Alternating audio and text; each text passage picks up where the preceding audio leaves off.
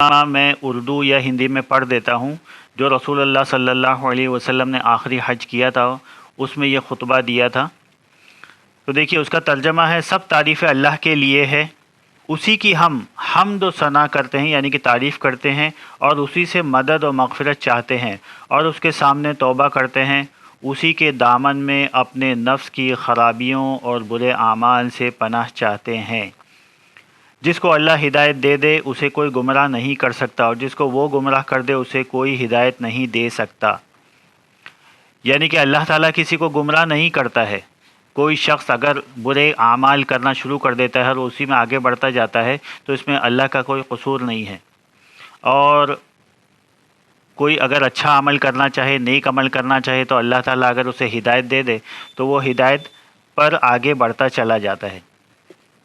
اس کے بعد میں رسول اللہ صلی اللہ علیہ وسلم نے فرمایا، اور میں گواہی دیتا ہوں کہ اللہ کے سوا کوئی معبود نہیں ہے اور وہ اکیلا ہے، اس کا کوئی شریک نہیں، اور میں اعلان کرتا ہوں کہ محمد اللہ کا بندہ اور اس کا رسول ہے۔ اس کے بعد میں رسول اللہ صلی اللہ علیہ وسلم نے فرمایا، عباد اللہ یعنی کہ اے بندو، میں تمہیں اللہ سے ڈرنے کی وصیت کرتا ہوں اور تمہیں اس کی اطاعت کا حکم دیتا ہوں، اور اپنے خطبے کا آغاز نیک بات سے کرتا ہوں۔ لوگوں سنو، میں تمہیں وضاحت کے ساتھ بتاتا ہوں یعنی کہ کلیئر بتاتا ہوں، کیونکہ شاید اس کے بعد کبھی تم سے اس جگہ میں نہ مل سکوں۔ لوگوں تمہارا رب ایک ہے، تمہارا باپ ایک ہے، تم سب آدم کی اولاد ہو اور آدم مٹی سے بنے تھے۔ تم میں سے اللہ کے نزدیک عزت والا وہ ہے جو زیادہ نیک ہے۔ کوئی عرب کسی غیر عرب سے بہتر نہیں ہے، اور کوئی کالا کسی گورے سے بہتر نہیں ہے، اور کوئی گورا کسی کالے سے بہتر نہیں ہے، الا بالتقوی یعنی کہ سوائے نیکی کے۔ جاہلیت کی تمام رسموں کو میں پاؤں سے کچل دیتا ہوں، یعنی کہ جاہلیت کی تمام رسمیں میں ختم کر دیتا ہوں، اور رسموں پر جو بھی گھمنڈ کرتے تھے اس کو بھی میں ختم کر دیتا ہوں، سوائے ایک رسم کے کہ کعبہ کی نگرانی اور حاجیوں کو پانی پلانا، یعنی کہ کعبہ کے جو بھی ٹرسٹی تھے اس وقت اس کو رسول اللہ صلی اللہ علیہ وسلم نے نہیں ہٹایا اور ویسے ہی رہنے دیا، اور حاجی کو پانی پلانا، جو بھی اس وقت حاجیوں کو پانی پلاتے تھے ان کا بھی عہدہ ویسے ہی برقرار رکھا۔ جان بوجھ کر قتل کرنا اس کا بدلہ قتل ہے، یا اس کا بدلہ یا دیت 100 اونٹ ہے۔ اب آج دیکھو، آج ہم لوگ ایک اونٹ نہیں خرید سکتے، تو اللہ کے نزدیک ایک جان کی قیمت، کسی کو قتل کرنا، ناحق قتل کرنا اتنی زیادہ ہے کہ اس کے بدلے میں 100 اونٹ دینے پڑیں گے۔ اللہ تعالیٰ نے اب یہ قریش سے فرمایا کہ اللہ تعالیٰ نے تمہارے غرور کو خاک میں ملا دیا ہے، اور باپ دادا کے کارناموں پر گھمنڈ کرنا بند کر دو۔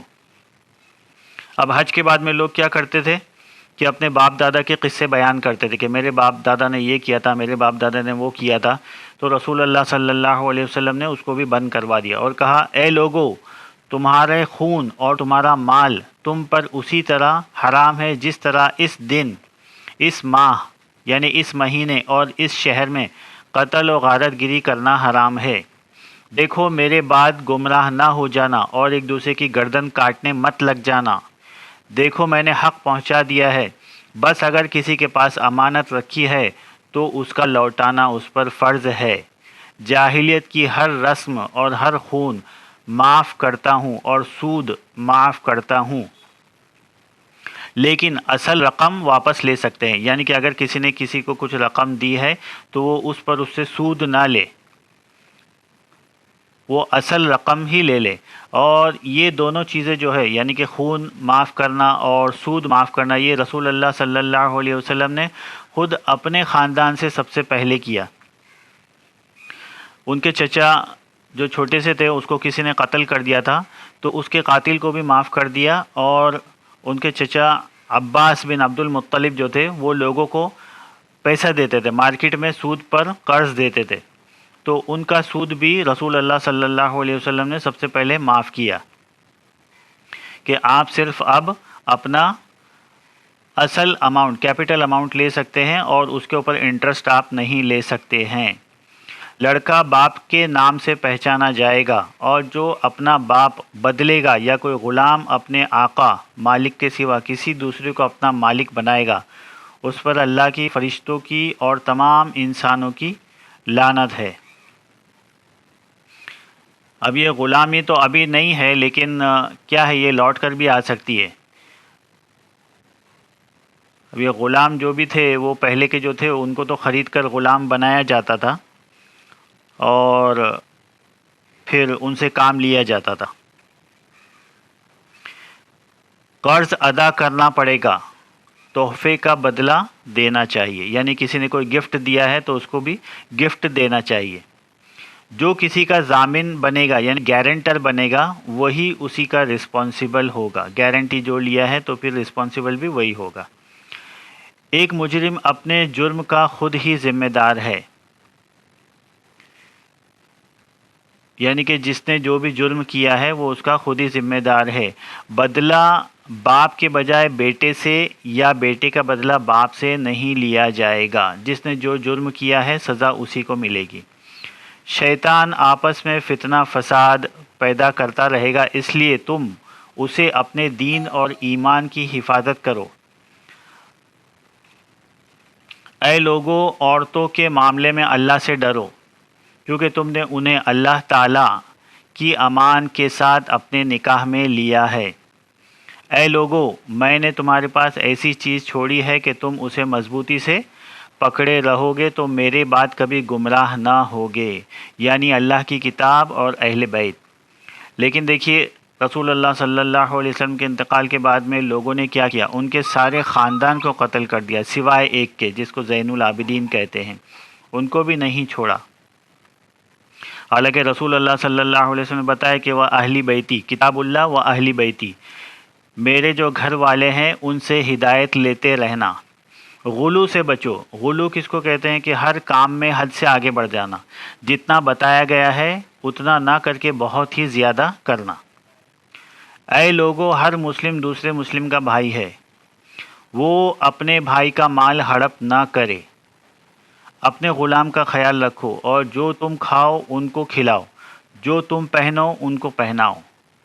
اور وہ کسی ایسی غلطی کرے یا کوئی ایسی غلطی کرے کہ تم اس کو معاف نہ کر سکو تو ان کو بیچ دو، سزا مت دو۔ اب یہ غلاموں کا بیچنا اور خریدنا یہ آج تو ہے نہیں، لیکن آج یہ ہم حسن سلوک جو ہے اپنا جو ایمپلائی ہے اس کے ساتھ میں کر سکتے ہیں۔ لوگوں، میرے بعد کوئی رسول یا نبی نہیں آئے گا، اور نہ تمہارے بعد کوئی امت۔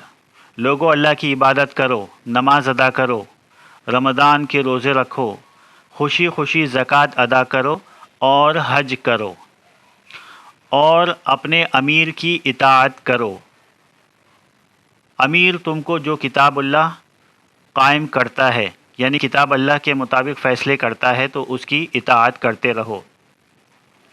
لوگوں، حج کے مسائل مجھ سے سیکھ لو، میں نہیں جانتا، شاید اس کے بعد مجھے دوسرے حج کی نوبت آئے۔ اچھی طرح سن لو کہ جو تم میں حاضر ہے وہ یہ باتیں غیر حاضر لوگوں تک پہنچا دے۔ ممکن ہے کہ سننے والے سے بہتر وہ لوگ ہوں جو اب غیر حاضر ہیں۔ رسول اللہ صلی اللہ علیہ وسلم ایک ایک بات کو 3 مرتبہ دہراتے تھے۔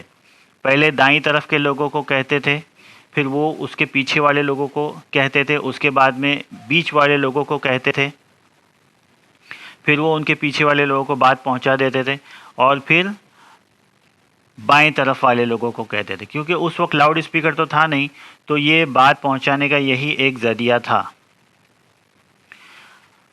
اب یہ دیکھیے، جو عید ہے ہماری، وہ 2 عیدیں جو ہیں، وہ قرآن جب شروع ہوا، لیلۃ القدر جس کو کہتے ہیں، شب قدر، اس میں شروع ہوا، اور قرآن شروع ہونے کے بعد ہی عید ہم لوگ مناتے ہیں۔ تو یہ پہلی عید بھی قرآن شروع ہونے کے خوشی میں ہے، اور اس کے بعد میں دوسری جو عید ہے وہ اس وقت قرآن ختم ہو رہا تھا، یعنی کہ قرآن کمپلیٹ ہو رہا تھا۔